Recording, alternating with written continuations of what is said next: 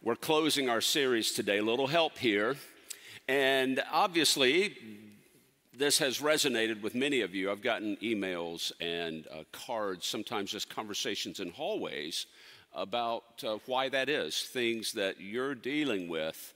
And honestly, sometimes I'm really taken away by the kinds of things that many are carrying around inside. When I get these emails, I often just pause and say a prayer for the person who wrote them, because I've realized again how we can come to church on Sunday, we can come to activities through the week and give an appearance that life is just fine.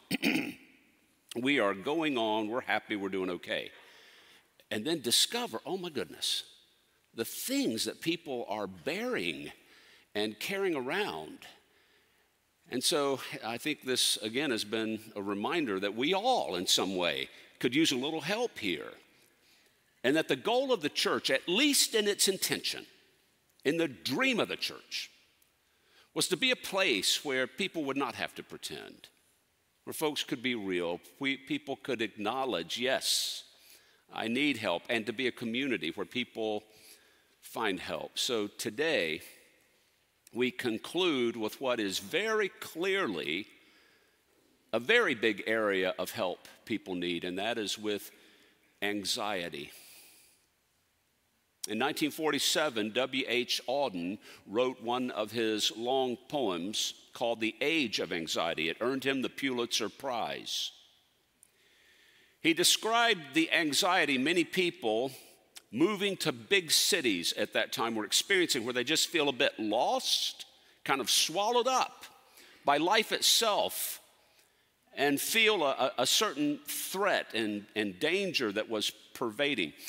Leonard Bernstein put to music the age of anxiety, called it his Symphony No. 2.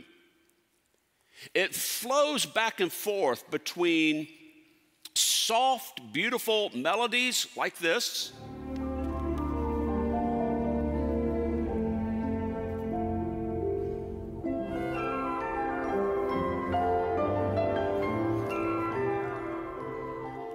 doesn't it just feel light and lovely?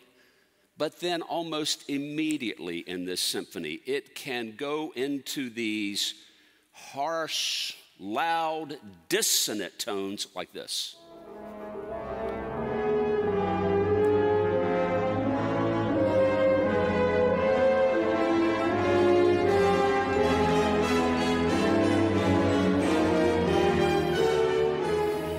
I don't recommend listening to Symphony No. 2 when you're trying to go to sleep at night.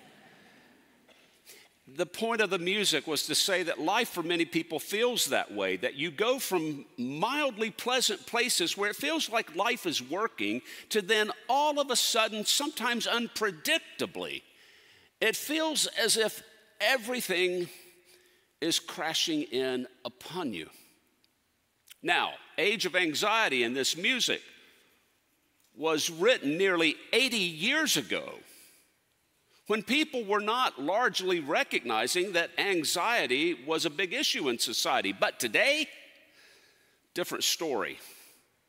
Anxiety is now the most common mental health challenge in America. Roughly 1/5 of the adult population deals with anxiety. And when you move to youth, ages 13 to 18, that number jumps to 1/3. 1 in 3 teenagers are dealing with some clearly recognized, clinically defined issue of anxiety. Now, while most anxieties are very treatable, 60% do not seek any kind of help. Indiana ranks 17th in the state, or 17th as a state in our country for people with recognized anxiety symptoms. So clearly, anxiety is a big issue. But what exactly is the problem with it? What's the toll that it takes? Rollo May was a clinical psychologist who wrote quite a bit about anxiety. He distinguished anxiety between healthy and unhealthy fears. He said it looks much like this. Let's say you're crossing the street and all of a sudden you hear a car horn and you turn around and you see you're about to get run over. Something kicks in. We have a natural instinct in the face of fear and imminent death to jump out of the way. Adrenaline rushes through our body without even having to think. We jump. He said, but imagine that happens to you and now you go on with your day. The danger has passed. But for the rest of the day, you live in that moment. The car horn does not stop blaring. You feel constantly as if your life is in threat, even when it's not. This is what anxiety can do. It can give us an anticipation where we just live expecting that something is threatening to us, that our very lives, our existence is in danger. Since COVID, the number of people who say they're experiencing anxiety has been rising and still is every day. Very clearly. This is an area where people would say, if not but to themselves, a little help here. So what's the help we have to give? What's the help that Scripture provides? The Bible talks in a number of places about anxiety. Let's listen to a few of these. The book of Ecclesiastes says, banish anxiety from your mind. That take care of it? Let's move on to the New Testament. Philippians, do not be anxious about anything, but in everything by prayer and supplication with thanksgiving, let your requests be made known to God. Just pray it away. You ready for me to play the Bernstein music again? The most famous verse about anxiety, 1 Peter chapter 5, verse 7. Cast all your anxiety on him because he cares for you. Now, these verses are why many people, especially folks who deal in a real way with anxiety or other mental health challenges, say this is why the Bible feels simplistic and superficial. This is why the message of many churches feels simplistic and out of touch with my reality. Because it sounds like just pray it away. God will just take care of it and remove it from you if you have enough faith. But before we throw the Bible out the window, let's think about that last verse a little more. Cast your anxiety. That verb we would normally associate with fishing, right? We cast a lure out into the water. The trouble with the analogy, and you think about anxiety, is it's attached to a line that you're still holding, and you reel it back in. And many people say, now that's what anxiety looks like for me. I can't get rid of it. I might have some good days, but I always reel it back in. But in the Bible, they didn't fish with a fishing pole. They didn't cast lures. Casting is not associated with fishing in the Bible.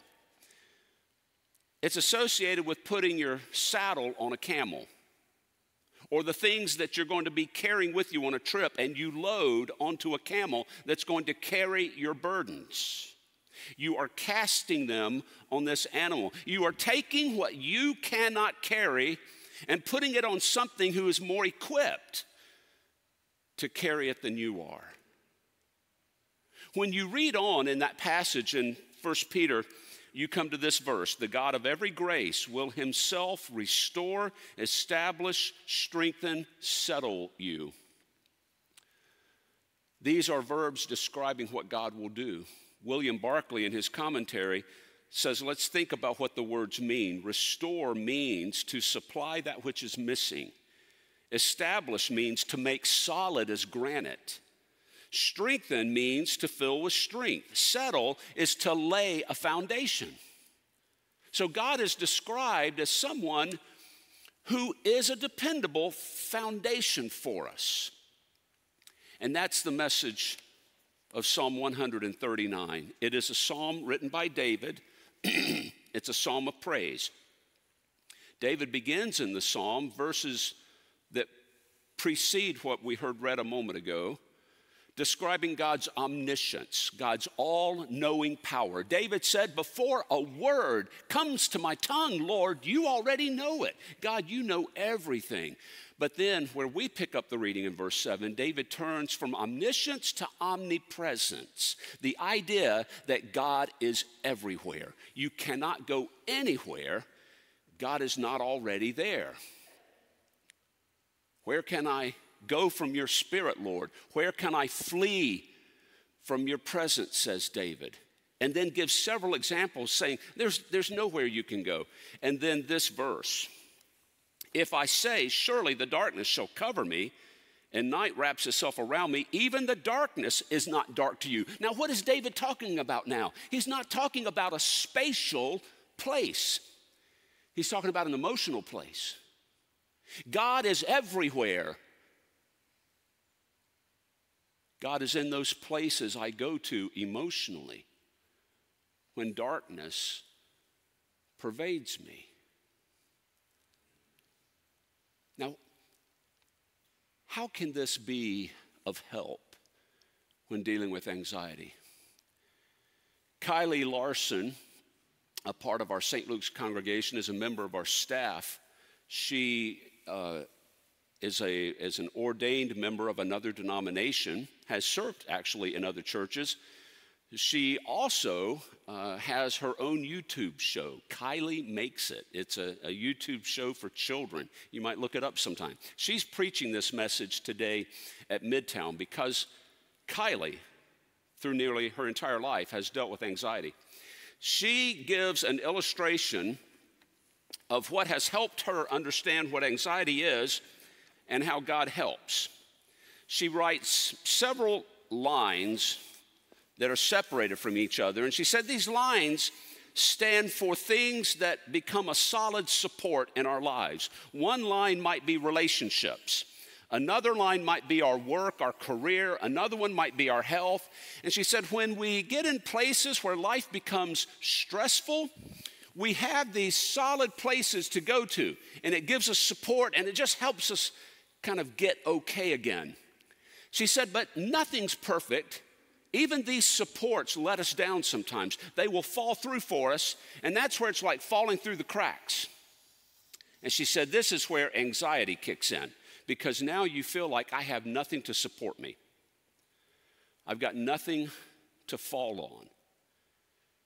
She said, but what helped her in understanding her faith was to take this idea and then go, but God is all around me. God is always there. No matter what falls through, I will at some point come to a place where I discover the sureness of God. So with Psalm 139, she says, if I go up to the heavens, God is there. If I make my bed in Sheol, God is there. If I go to the furthest ends of the sea, God is there. God is all around. And then, hear that verse of David one more time. If I say, surely the darkness shall cover me, and night wraps itself around me, even the darkness is not dark to you. God meets me in the darkness. But understand what David is saying here. He does not say God will just get rid of the darkness. He doesn't say that. David doesn't say God eliminates darkness from my life. When I call out to God, God banishes the darkness. David says God gets into the darkness with him because darkness is light to God. God meets him in the dark places. There's no trivializing the experience of anxiety and mental health challenge with David in the Bible. David would have said, oh, don't bring me that trite nonsense. That if you're just more faithful, God will keep you from having these experiences. That's not mine, he says. That's not what I've gone through. I have found that God meets me in those places. Now that is a message that helps. That is a message that the church has to give the world, that they can be understood in their darkness, that there are people who are willing to meet them in it and not talk about life as if they need to get rid of something, but that there's a God who will join them and give them the help to get through those times. Travis Bannon, our youth director, has been giving attention for some time now to teen mental health challenges. A few years ago, he assembled a group of certified, trained volunteers to begin conducting teen responder workshops in the church. These workshops provide knowledge, skills, and resources that help youth and families both care for their own mental health and also respond to the needs of peers. There are 3 areas they look at: boundaries, coping strategies, and recognizing and responding well to crisis moments. Participants in these workshops put together their own mental health first aid kit. And then there's always a time at these workshops for parents, adults, caregivers to come together for their own discussion. The next Teen Responder Workshop is going to be out at the Lodge on March the 10th from 2 to 4:30. There is the website that you see on the screen that you can go to register. If you want to do that in person, stop and talk to me after the service. Marsha will get your name and information. We'll put you in touch with Travis in case you would like to be a part of the next Teen Responder Workshop that's going to be going on. These are ways the church can help. But I want to go back to David for a moment. How did David come to understand that God is a faithful support in a time of darkness? Because he suffered anxiety.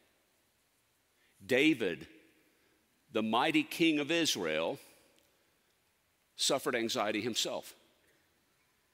His life was in constant threat that he had to face it all the time. When he started out, King Saul hunted him like a dog. He faced armies who tried to defeat him and take his life. His own son tried to overthrow him and kill him. He knew what it was like to have his life in danger and to have low moments. And there's a story in 1 Samuel 30 where David is not only facing external threats, he has now had all of his support people turn against him. His relationships have now fallen through, and he is in free fall. And there is this little verse that you read that says, "But David found strength in the Lord his God." That's all it says. And he got up and he kept going. Now, wouldn't you like to know what that looked like? Wouldn't you like to know what's behind that simple little verse? How did he take strength in the Lord his God? How did he take encouragement, as some translations read? What went on? I believe I have an idea. In fact, I want Kylie to share it with you. She talks about an experience she had a few years ago about what it looked like to find encouragement in God. And when I recorded this message for the 9:30 contemporary service that's showing right now, she came to share this story at the end. Let's listen. Hi, St. Luke's. My name is Kylie Larson, and like Rob said, I was invited to come tell you a little bit about anxiety and how I've experienced that in my own life.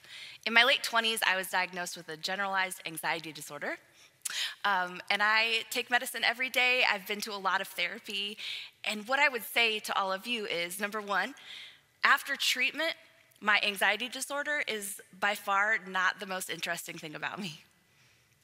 Number two, if you are experiencing anxiety, I want to tell you that that's always going to be something that's hard for you, but it doesn't need to be as hard as it is when you're not getting help.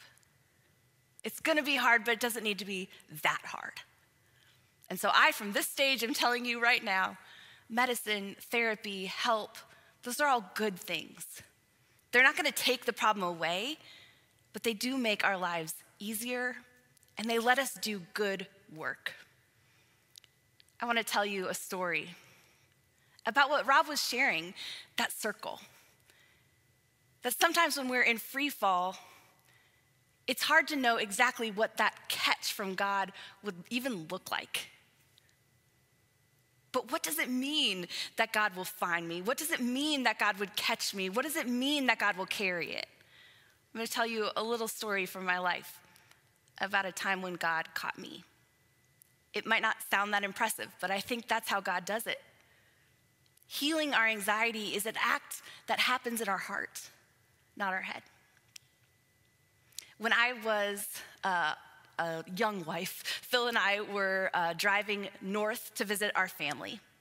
And it was around Christmas time. In fact, this moment happened Christmas Day evening. And my husband Phil was driving. It was late at night. It was the end of this road trip from Indiana to Minnesota. It was winter, sleet, nasty outside. We'd been in the car for days and days driving all around. So our car is absolute just garbage, just wrappers and drink bottles, whatever, just trash. Phil was trying to stay awake, so he was listening to like screamo music, which isn't the most comforting when you are a person with anxiety, but it's what he needed to do to stay awake, so I was letting him do that. But I was headed to a really stressful situation. I was going to a place with some people that really trigger my anxious thoughts. Part of how my anxiety visits me is I have intrusive thoughts about self-harm. And they come out of nowhere, and they're really hard to get out of. And so that happened. So Phil's over here in his land. We're both sitting in the trash car, driving to this kind of scary place. These thoughts hit me, and I remembered something that my therapist told me. She had invited me whenever I had these kinds of thoughts, whenever my anxiety kind of went off in that way. Instead of getting trapped in it, I had this other option. I could use that anxiety as like a siren, a warning that I wasn't doing okay and that I needed comfort. And she had encouraged me to just try it. Find a soft blanket to wrap up in, get in a warm place, maybe drink a nice warm beverage, put on some good smelling lotion. And so I thought, oh, good, an opportunity to try this new thing. And so I look around the trash car, and there's absolutely none of those things. No soft blankets or nice, literally anything. But I found a tube of chapstick, and I thought, this is going to have to be enough because this is all I got. So I took this chapstick, and I braced myself to put on chapstick as comfortingly as I can. As soon as I uncapped it, my husband pulled off the road into a gas station that he had found. We are in the middle of nowhere. The windshield wipers had frozen shut, Minnesota problem, and he had to wipe off the windshield. The gas station, miracle, was open.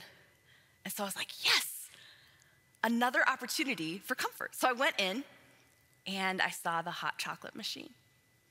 So I poured a cup of hot chocolate, following this path of kindness. I put it up on the counter, and the clerk just looked at me and said, "Merry Christmas." This might not seem like a miracle. This might seem really small. But I knew it was God's catch. That God had me. He was holding me. He was providing me love.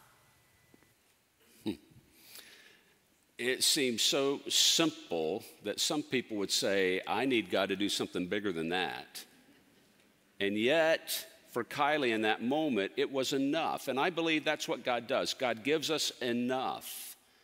And when you get help from people like professional therapists, if it's determined medication is going to help, you learn simple things to do that in those dark moments reassure you of God's presence, that God has you. As simple as chapstick, as simple as hot chocolate, as simple as a piece of bread and a cup. In the Old Testament, when two people made an agreement with each other, they would often seal it with some kind of sacrifice. It wasn't fair to the animals, but that's what would get used. It was a way of saying, if I break my agreement with you, may what happened to this animal happen to me. I'm serious about that. That's how committed I am to you. And then you come to the New Testament, and God makes a covenant with people. And Jesus is sacrificed on a cross. And it's God's way of saying, this is not about your sacrifice. This is about me saying, this is how committed I am to you. I am so committed to you, I give my life to you. And when you believe that, you know that you always have a sure support, whether light or dark.